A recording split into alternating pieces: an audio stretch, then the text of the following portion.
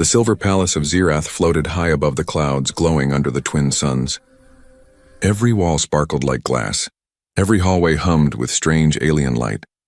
Servants of all species moved quickly, careful not to make a sound, because in the center of this shining world, there lived the one person no one dared to displease, Queen Seraphina of Zirath. Her word was law. Her look could freeze the bravest soldier.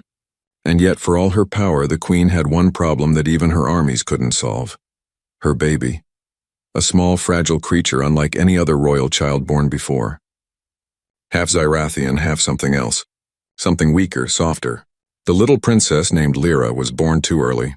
Her tiny lungs struggled to breathe the thick Zirathian air. She cried often, her voice echoing painfully through the palace chambers. 15 nannies had tried. 15 had failed. The last one was fired that morning, carried out in tears as the queen's voice thundered through the halls. I want her cared for. Not experimented on, not frightened, not dropped into another machine. She shouted, her crystal crown glowing with rage. If another one fails me, I'll... She didn't finish the sentence. She didn't have to. Everyone in the palace knew what "I'll" meant. Outside, far away from the royal chambers, a human janitor named Ethan mopped the marble floor in silence. He was tall, tired-looking, with lines under his eyes that told stories of sleepless nights. Once he had been an engineer on a transport ship. Now he swept floors for aliens who barely noticed he existed. He wasn't supposed to be on Zirath. Humans weren't allowed here, except as low-class workers. But Ethan had begged for the job, not for himself. For his daughter. Her name was Mia, just 8 years old and the only thing keeping him alive after losing his wife in a mining accident. He sent every coin he earned back to the colony where she stayed with friends. Every night when the lights dimmed in the palace, he whispered to himself, just a few more months, Mia, then I'll come home. That morning, as he mopped outside the nursery wing, a sharp, painful cry pierced the air. It was different, weaker, but full of fear. He froze, then the crying grew louder. Ethan hesitated. He wasn't allowed near the royal wing. One step out of line could mean prison. But something about that cry, it reminded him of the nights Mia had been sick, gasping for air on the cold floor of their shelter. The sound of a child struggling, it was universal. Before he realized what he was doing, Ethan dropped his mop and followed the sound. The golden doors of the royal nursery stood slightly open. Inside, chaos. The new nanny, some glowing insectoid alien, was trying to calm baby Lyra, but the infant's breathing was shallow. She kicked, flailed, gasping for air. "Get away from her," shouted a voice. Queen Seraphina stormed in, her robe flowing like liquid metal, her eyes bright like fire fixed on the scene. But Ethan saw something else, the baby's tiny chest barely rising. He didn't think. He ran forward, the guards moved, but too late. Ethan reached the crib, lifted the baby and gently tilted her upright. With his other hand, he tapped a rhythm on her back, soft, slow, patient. The same rhythm he used when Mia had trouble breathing. 1 second, 2, then a small cough, then another, and then a breath. Weak but steady, the baby stopped crying. Her little eyes blinked, confused but calm. The room went silent. Even the queen froze. Ethan didn't look up. He just whispered softly, "You're okay now, little one. You're okay." When he finally turned, the queen's guards surrounded him, weapons raised. "Who are you?" the queen demanded, her voice low and dangerous. Ethan swallowed hard. I clean floors, Your Majesty." "I didn't mean..." "You touched the air," she said, stepping closer. "Do you know what that means for your kind?" He nodded. He knew. Death. But he didn't care. "She couldn't breathe," he said simply. "I just helped her." For a moment, Queen Seraphina said nothing. Her gaze shifted to her daughter, now sleeping peacefully for the first time in weeks.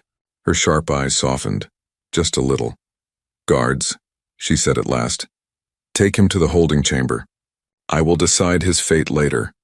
As the guards dragged Ethan away, he caught one last glimpse of the baby, tiny fingers clutching the air where he had been. He smiled weakly. At least she's breathing. But what Ethan didn't know, what no one knew, was that this single act of kindness had just changed the future of 2 worlds forever. The metal doors of the holding chamber closed with a heavy thud. The sound echoed like thunder inside the cold underground room. Ethan sat on the floor, his hands bound by glowing silver cuffs. The air was damp, heavy with the smell of rust and fear. He didn't know if it was day or night. Time didn't move down there, only his thoughts did. He kept thinking about the baby, the tiny alien princess who had almost stopped breathing. Was she okay now? Did I really help her? He wondered. He wasn't afraid of dying. He had seen too much pain to fear it, but the thought of Mia, his little girl waiting for him, that hurt more than anything. If I die here, she'll be alone. Footsteps echoed from the hallway. The door slid open with a hiss. 2 tall guards entered, their armor shining blue in the dim light. Behind them came Queen Seraphina. She looked different now.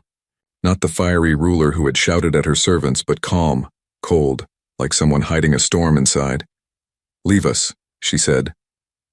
The guards bowed and stepped out, the door sealing behind them. For a long moment, there was silence. The queen just stood there staring at Ethan. Her eyes, golden and bright, unstudied him like a strange creature in a cage. "You are human," she finally said. Her voice echoed softly through the chamber. "Yes, Your Majesty," Ethan replied quietly. "You know the law," she continued. "No human is allowed near the royal bloodline. Touching the air is punishable by death." Ethan nodded. "I know. Then why did you do it?" she asked. Her tone wasn't angry now. It was curious, almost gentle but dangerous underneath. Ethan took a slow breath. "Because she couldn't breathe. Because no one was helping her. You risked your life for a child that isn't even your species," she said. He met her eyes. "A child is a child. Breathing, crying, scared. It doesn't matter what species they are." Something flickered across her face. A memory perhaps, or pain, but she quickly hid it. "You think you're brave," she said sharply, "but you are foolish." She turned, walking slowly around the room. "Do you know how many trained caretakers failed her? How many machines I built, how many doctors I paid? 15 nannies in 2 months, 15 failures. And yet somehow a janitor succeeds." She stopped and looked at him. "That makes me question everything." Ethan lowered his head. "Maybe they tried too hard. Maybe they forgot she's just a baby." The queen stared at him for a long moment. Then she spoke, her voice colder. "You humans are strange, always pretending to care about things that are not yours. But your care costs too much." She walked toward the door. Ethan's heart sank. This is it, he thought. She's going to have me executed, but then... She paused. Her fingers hovered over the control panel. Without turning, she said, "The child slept peacefully for the first time last night. The royal doctor says her breathing is normal." Ethan looked up. "That's good.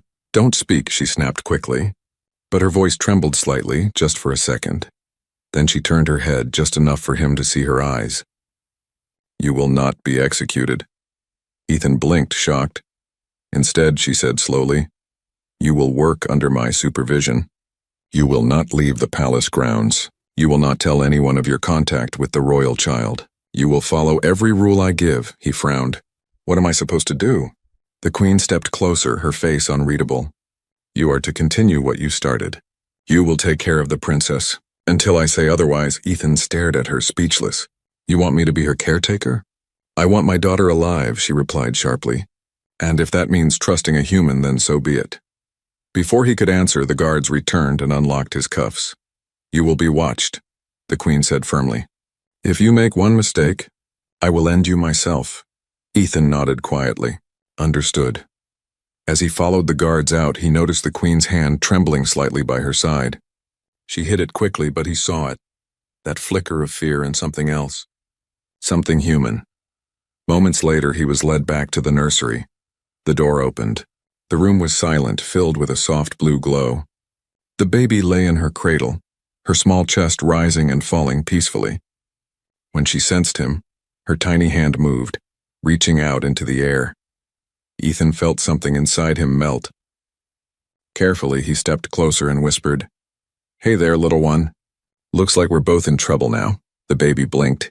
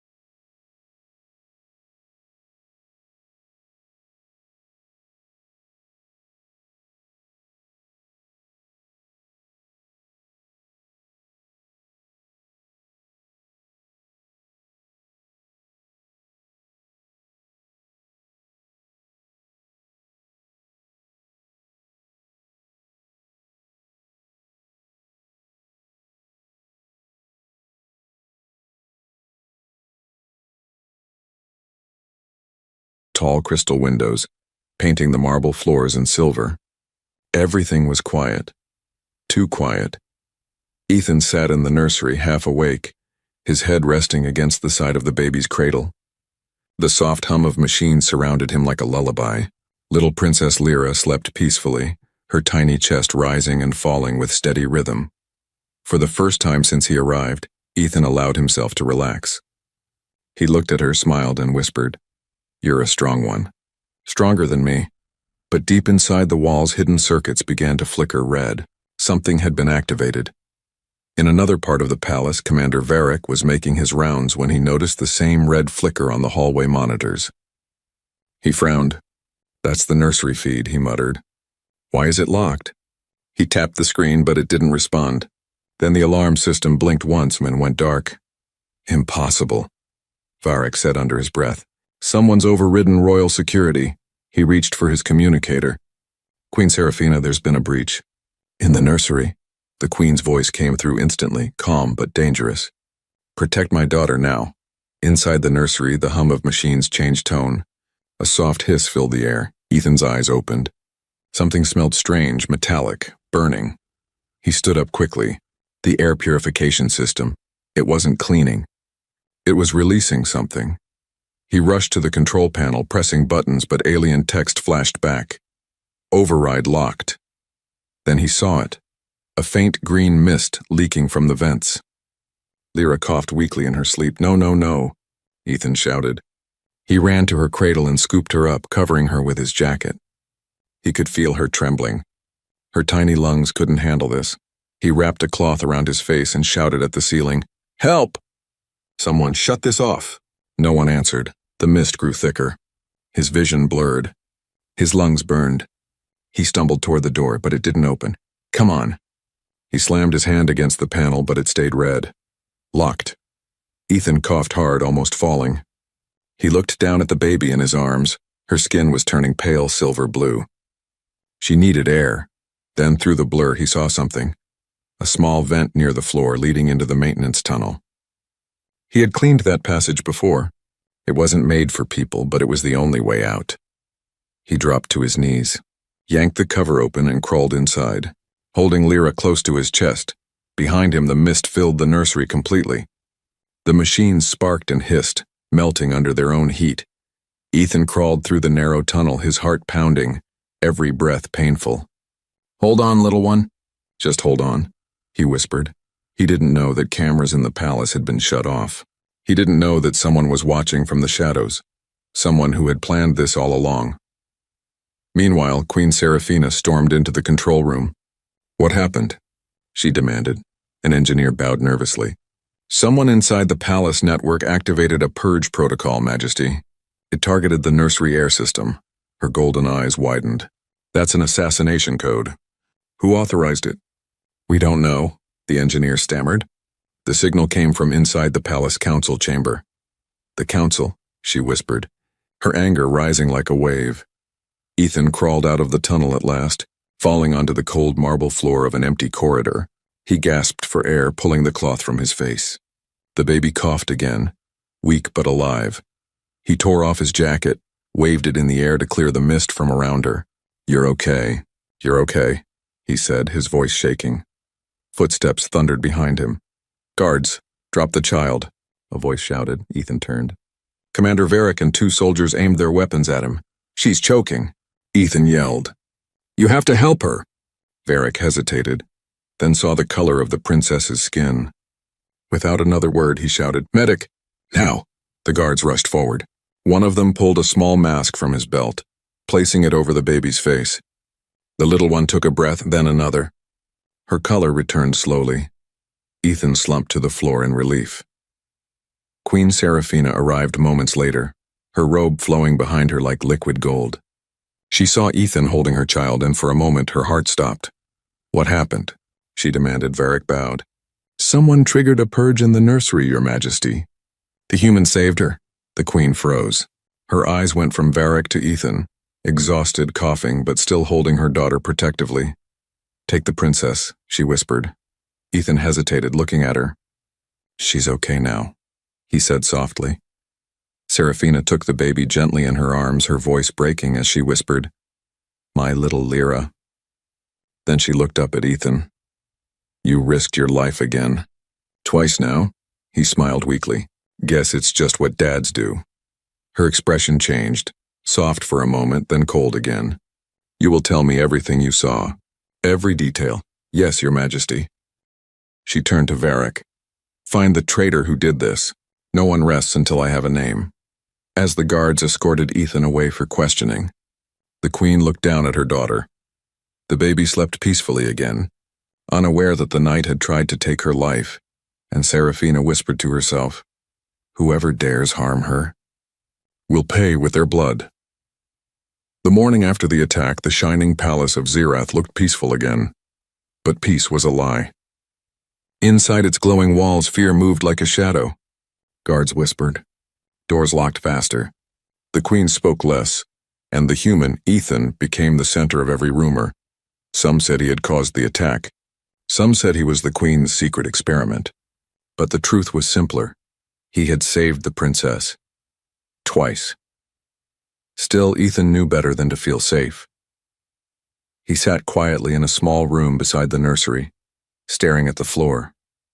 His uniform was stained with smoke, his hands trembling slightly. Every time he closed his eyes, he saw that green gas filling the room, the baby's weak body in his arms. He whispered to himself, "You're lucky, kid." "You're lucky." The door slid open. Commander Varric entered, his armor shining like always. His face was unreadable. "The Queen wishes to see you," he said. Ethan stood up slowly. "I figured that was coming." As he walked through the silent hallways, he noticed something odd. The guards avoided his eyes. Servants turned away when he passed. It felt like he was walking through an invisible storm. When the door to the throne chamber opened, the air felt heavier. Queen Serafina sat on her crystal throne, her golden eyes glowing faintly. The baby slept beside her in a floating cradle. "Come forward," she said quietly. Ethan stepped closer, bowing slightly. "You saved my child again," she said. "Twice now a human has done what my best scientists could not." He didn't know how to respond. "I just did what anyone would have done." "No," she said sharply. "Not anyone. On this planet, no one risks their life for a child that isn't theirs." She stood slowly, her long silver robe whispering against the floor. "You have earned my respect, human. But that doesn't mean I trust you." Ethan nodded. "I understand." The Queen stared at him for a long moment. "You said you heard something before the gas started? A noise?" "Yeah," he said. The machines changed tone, like someone was controlling them from outside. She frowned. "Then it was someone inside my council." "Your own people?" Ethan asked, surprised. Serafina's expression hardened. "Power makes enemies, human, especially when they think their queen is weak." Her voice trembled slightly at that last word. Ethan hesitated, then said softly, "You're not weak. You're a mother. There's a difference." For a second, silence. Then the Queen turned away. "You speak too freely." "I'm sorry," Ethan said quickly. "No," she said after a moment. "Don't be. Perhaps that's why my daughter breathes today." She motioned to Varric. "Take him to the lower archives. I want him to see what he's protecting." The lower archives of the palace were nothing like the bright halls above. They were dark, filled with humming data crystals and floating holograms of old battles and secret experiments. "This place records everything," Varric said as they walked. "Every law, every betrayal, every death." "Creepy," Ethan muttered. They stopped at a sealed door. Varric pressed his hand against it and the lock glowed open. Inside was a small chamber, one Ethan had never seen before. On the wall, strange symbols glowed. In the center, a large tube filled with glowing blue light. Ethan frowned. "What is that?" Varric hesitated. The truth about the princess. The tube flickered, revealing a holographic recording. The Queen appeared, younger, tired, standing beside alien scientists. A faint image of a baby floated inside the blue chamber. "She was born weak," the recording of the Queen said. "Our lungs cannot form fully outside Zirath's high atmosphere. She will not survive unless we find another way." A scientist replied, "There's a human compound found in their DNA. It can adapt to almost any air pressure. If we merge..." The image glitched. Ethan stepped closer, shocked. "You mean she's part human?" Varric looked at him coldly. "Yes, The princess carries your species' breath. Half of her life depends on human genes. Ethan's mind spun. That's why she could breathe when I held her. My air helped her lungs adapt. Varric nodded slowly. The council doesn't know. If they find out, they'll call her impure and destroy her. Ethan's heart pounded. That's why someone tried to kill her. They know. Varric said nothing. His silence was the answer. Later that night, Ethan stood by the nursery window watching the twin moons rise. He looked at the baby, half alien, half human, sleeping peacefully. He whispered softly, "You're a bridge between worlds, little one. But if they find out, they'll tear you apart." Behind him, the queen entered quietly. "You know now," she said. Ethan turned, startled. "Why didn't you tell me?" "Because it's forbidden," she said, her voice calm but heavy. "If the council learns she carries human blood, they'll destroy her, and me." Ethan clenched his fists. "Then we don't let them find out." The queen looked at him, a human janitor standing in front of a throne, and for the first time, she smiled faintly. "Then we protect her. Together." Outside, thunder rolled through the alien sky, a warning that peace was ending. And beneath that sky, two beings from different worlds made a silent promise: to keep a child alive, no matter the cost. The council chamber of Zirath was a vast circle of silver and light. The 12 members of the High Council sat on floating thrones, their faces hidden behind veils of crystal. Only their eyes glowed, cold and watching. At the center stood Queen Seraphina, tall and calm, her crown dim under the pale glow of the room. The air trembled with tension. One of the counselors leaned forward, his voice sharp. "Your Majesty, we've reviewed the security footage of the nursery attack. And we have questions about your human." A low murmur spread through the chamber. Another counselor hissed, "A janitor handling royal blood? Disgusting. The people will not accept this." Seraphina's golden eyes flashed. "That human saved my daughter twice when your machines and your experts failed." "The point," said another, a tall reptilian figure, "is that he should never have been near her in the first place. This disobedience endangers the royal line and the throne." The queen's voice turned icy.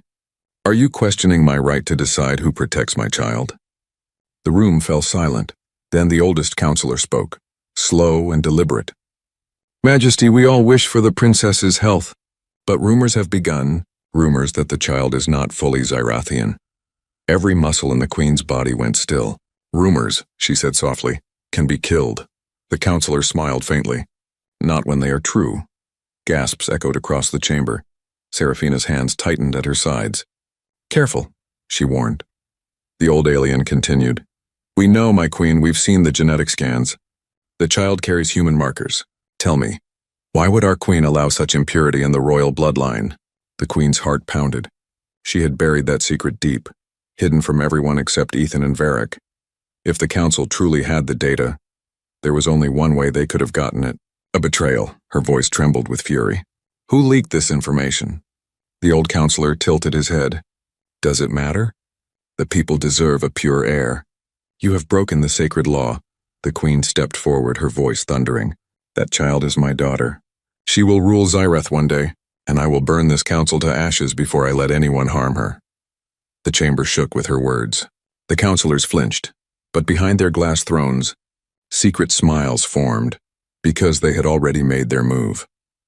That night, while the queen met with her security team, a silent ship slipped away from the palace, carrying one small data crystal. It contained the forbidden truth: the royal princess's half-human DNA.